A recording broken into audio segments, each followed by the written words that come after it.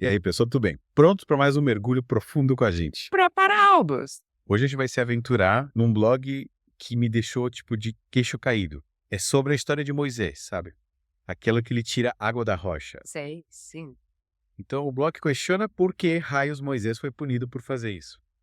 A princípio parece simples, né? Parece. Mas, gente, juro, a coisa é muito mais complexa do que a gente imagina. É verdade. A gente vai desvendar esse mistério bíblico. O blog que vamos analisar se chama Como a palavra, ferir e falar a rocha. Uma sutil diferença. Uau, que título. Né?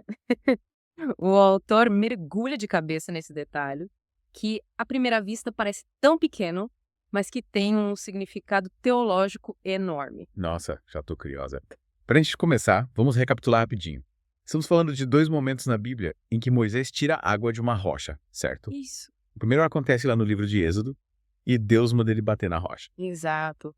O povo estava morrendo de sede no deserto, e esse milagre foi tipo um oásis no meio de tanta dificuldade. Mas aí, lá no livro de Números, a gente tem uma situação parecida. Os israelitas de novo com sede, precisando desesperadamente de água. E é aí que a história foi interessante, né? Pois é, porque Deus fala para Moisés, fala com a rocha, Moisés, a água vai jorrar. Sim.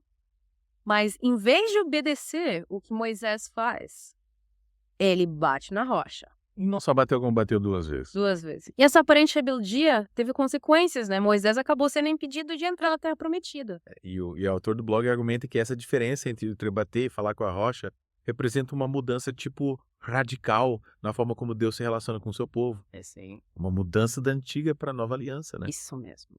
Então a gente não está falando só de desobediência, é algo muito maior, né? É sobre Moisés não ter entendido essa mudança na relação entre Deus e a humanidade. É como se ele tivesse preso ao passado, sabe? Sei. Me explica melhor esse simbolismo. O que significa bater na rocha? O autor do blog relaciona bater na rocha com o sacrifício de Cristo. É como se a rocha representasse Jesus e o ato de bater nela simbolizasse a sua morte na cruz, um evento único e poderoso que mudou tudo. Entendi. Tipo, assim como Jesus se sacrificou uma vez por todos nós, bater na rocha também deveria ter acontecido só uma vez. Exato. Faz sentido.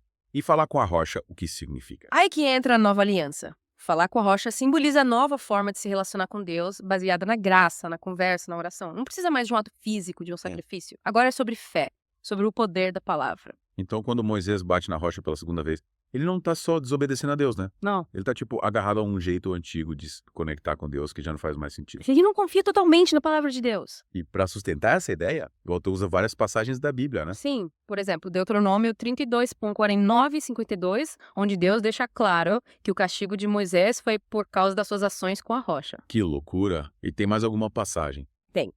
Ele cita Habacuque 1:12, que se refere a Deus como a rocha, reforçando essa conexão entre a rocha e Cristo. Nossa, é verdade. E para enfatizar que o sacrifício de Cristo foi um evento único, ele cita Hebreus 9:24 e 26, que fala que Jesus não precisa se sacrificar várias vezes, assim como a rocha só precisava ser ferida uma vez. E para completar, ele traz 1 Coríntios 10:1-4, que descreve a rocha como um símbolo de Cristo, fornecendo alimento espiritual para os israelitas no deserto. Caramba, cada referência. Né? O autor juntou todas essas peças para construir um argumento bem convincente sobre o significado mais profundo dessa história, né? Ele mostra como é importante a gente entender o contexto e o simbolismo da Bíblia para realmente compreender a mensagem, né? Totalmente. E essa análise me fez pensar em uma coisa. O autor se concentra na rocha como um símbolo de Cristo, mas será que existem outras interpretações? Sei lá, a rocha poderia representar algo totalmente diferente. O que você acha? Ótima pergunta. É claro que a conexão com Cristo é forte, mas a gente pode sim explorar outras camadas de significado. A rocha pode representar, por exemplo, a provisão de Deus, a maneira como ele cuida do seu povo. Ou até a teimosia e a falta de fé dos israelitas, que mesmo vendo tantos milagres, ainda duvidavam de Deus. É verdade, né? Eles viram Deus, abriram o mar, mandar comida do céu e ainda assim reclamavam. Parece que eles não aprendiam, né? Mas sabe, essa ideia de a rocha representar os israelitas é interessante, porque mostra que às vezes a gente é o nosso próprio obstáculo, né? A gente se apega a velhos padrões, não confia em Deus e acaba batendo na rocha, por assim dizer, em vez de simplesmente falar com ela e deixar a água jorrar. Faz sentido. A gente precisa se abrir para novas formas de se relacionar com Deus, né? Confiar na sua graça, na sua palavra. É como se a gente tivesse que aprender a falar com a rocha em vez de bater nela. Exatamente. Mas sabe, essa conversa tá tão boa que eu acho que a gente merece uma pausa para um cafezinho, né? A gente volta já para continuar desvendando os mistérios da rocha de Moisés e de tudo mais que a gente encontrar pelo caminho. Voltamos. E antes do cafezinho, a gente estava falando da rocha como um símbolo, né? Sim. E se a rocha representasse os próprios israelitas, que tal? Nossa, que ideia diferente. Mas como assim? Tipo, os israelitas não eram conhecidos por serem durões, né? Ah, mas eram sim. Sério. Pensa bem. Durante toda a jornada deles pelo deserto, o que eles mais fizeram foi reclamar, duvidar e se rebelar contra Deus. É verdade. Eram teimosos, resistentes à mudança, sabe? Pareciam presos naquela falta de fé. Nossa, cara, entendi. Então a rocha, na verdade, simbolizaria os corações endurecidos dos israelitas, né? Isso. A incapacidade deles de confiar em Deus, de se entregar à sua vontade. E Moisés batendo na rocha 2 vezes, na verdade, seria um reflexo da frustração dele com o povo. É exatamente. Imagina a raiva, a exasperação de Moisés vendo o povo se comportando daquela maneira, mesmo depois de tudo que Deus tinha feito por eles. Que situação. Mas sabe, essa interpretação coloca a história numa nova perspectiva, né? Sim. E faz a gente pensar em como nós também, às vezes, somos os nossos próprios inimigos, né? Totalmente. A gente se apega a velhos padrões, se fecha para mudança, acaba batendo na nossa própria rocha, por assim dizer. É verdade. E aí, em vez de deixar a água da vida jorrar, a gente fica preso naquela dureza, naquela aridez. Mas sabe, a história dos israelitas também nos mostra que sempre tem esperança. Ah, que bom. Deus nunca desistiu deles, mesmo com toda a teimosia e rebeldia. Ele continuou guiando, protegendo, dando novas chances. E ele faz o mesmo com a gente, né? Com certeza. Mesmo quando nossos corações estão endurecidos, Deus continua nos amando, nos chamando, nos convidando a nos aproximar dele. E como a gente faz para amolecer esses corações? Através do diálogo constante com Deus, da oração, da reflexão, buscando entender a sua vontade. E aos poucos vamos moldando as partes mais duras da gente, né? Exatamente. E como a água, com o tempo, vai moldando a rocha, a graça de Deus vai nos transformando, nos tornando mais abertos, mais receptivos ao seu amor. É um processo, né? Exige paciência, persistência, mas vale a pena. A gente precisa confiar no tempo de Deus e deixar Ele trabalhar em nós. Que conversa inspiradora. A gente começou falando de Moisés batendo na rocha e olha onde chegamos. Pois é. É incrível como essa história, que parece tão simples, tem tantas camadas de significado, né? E como ela ainda se aplica às nossas vidas hoje em dia. Mas por falar em camadas, Carl, a gente fazer mais uma pausa para um cafezinho. Boa. A gente volta já para desvendar ainda mais mistérios e mergulhar ainda mais fundo nesse mar de sabedoria bíblica. Estamos de volta para a última parte do nosso mergulho e aí preparados para finalizar com chave de ouro. Preparadíssima. A gente viu a história de Moisés e a rocha, né? Sim. E a gente considerou a rocha como símbolo tanto de Cristo quanto dos próprios israelitas. Isso. Duas interpretações bem interessantes, né? Bem interessante.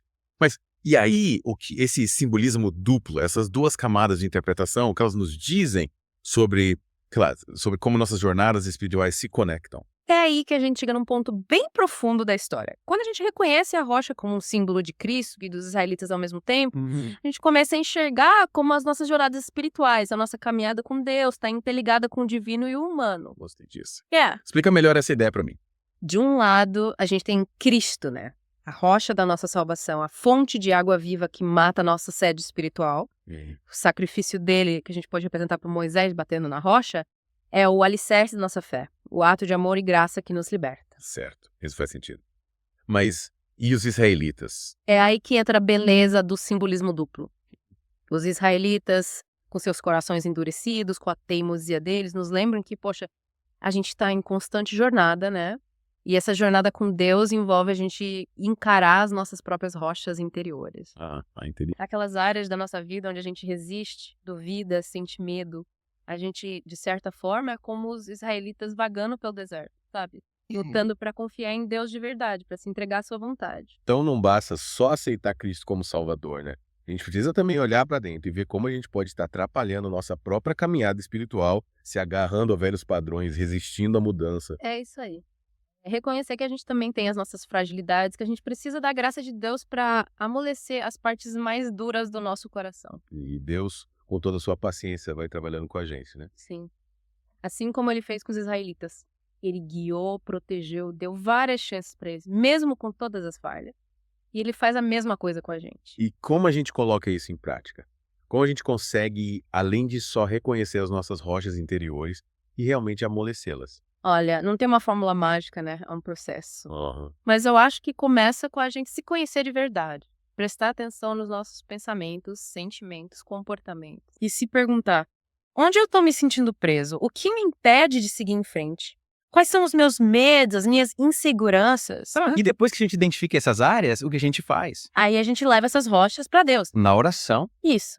A gente entrega pra Ele, pede a sua ajuda pra amolecer o nosso coração, pra ter coragem de mudar, de abandonar os velhos padrões. É como se a gente convidasse Deus para falar com as rochas do nosso coração, né? Exatamente. Assim como Ele pediu pra Moisés fazer. Que lindo. E quando a gente faz isso, quando a gente se abre pra graça de Deus, as coisas começam a mudar. A gente sente a transformação acontecendo, os lugares endurecidos vão se abrindo, a água viva vai jorrando, e a gente vai se tornando mais receptivo ao amor de Deus, mais compassivo com a gente e com os outros. Que incrível. É como se a gente finalmente encontrasse o caminho para a terra prometida. Nossa, a gente viajou nesse mergulho. Começamos com Moisés batendo na rocha. E olha só onde a gente chegou. É verdade. A Bíblia é um livro cheio de surpresas, né? Uma história que parece simples pode ter tantos significados, tantos ensinamentos. É verdade? Mas, infelizmente, chegamos ao fim do nosso mergulho de hoje. O tempo voa quando a gente está se divertindo. Voa! Mas antes da gente se despedir, queremos deixar você com uma reflexão. Lembra que a gente não está sozinho nessa jornada espiritual. Isso. A gente está unido pelo sacrifício de Cristo, pela rocha que nos sustenta. E pelas nossas próprias rochas interiores também, né? Todo mundo tem a sua. É verdade. Então, vamos nos apoiar, ter paciência uns com os outros, oferecer graça e encorajamento. E lembrar que até a rocha mais dura pode ser transformada pelo amor de Deus. É isso aí. Obrigada por mergulhar com a gente hoje. E até a próxima.